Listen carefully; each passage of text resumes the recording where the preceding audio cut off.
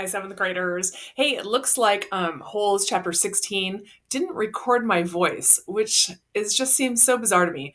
But thanks to those students who emailed me and let me know. So I'm going to reread chapter 16 and I'll post it today as soon as the video is uploaded. And hopefully it all works. Okay, so we're reading chapter 16 today. As Stanley entered the rec room, he could hear X-Ray's voice from all the way across the room.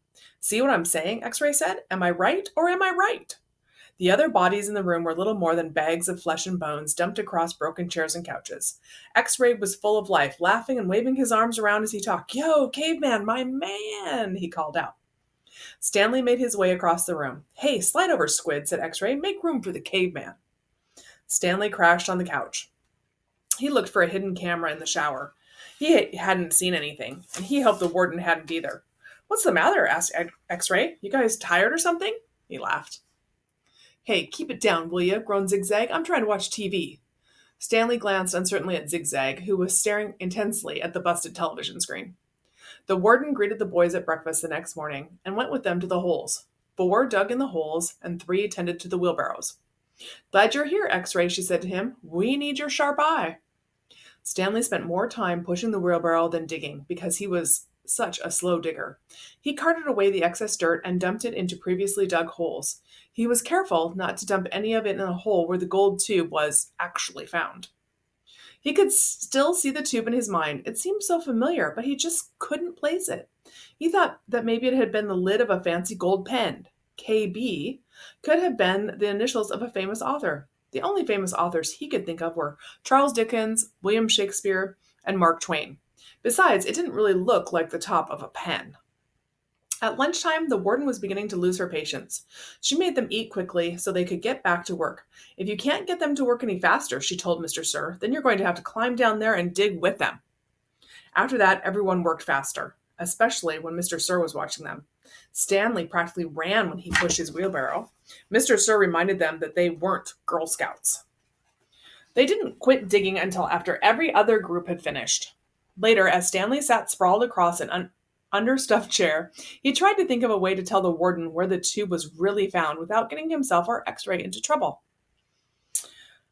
It didn't seem possible. He even thought about sneaking out at night and digging in that hole himself.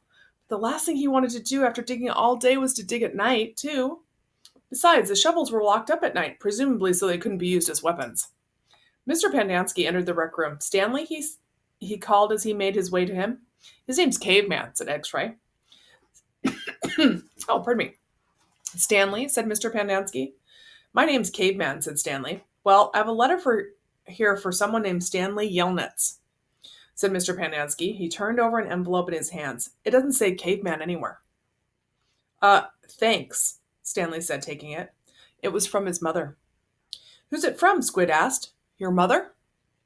Stanley put it in the big pocket of his pants. "Aren't you going to read it to us?" asked Armpit. "Give him some space," said X-Ray. "If Caveman doesn't want to read it to us, he doesn't have to. It's probably from his girlfriend." Stanley smiled.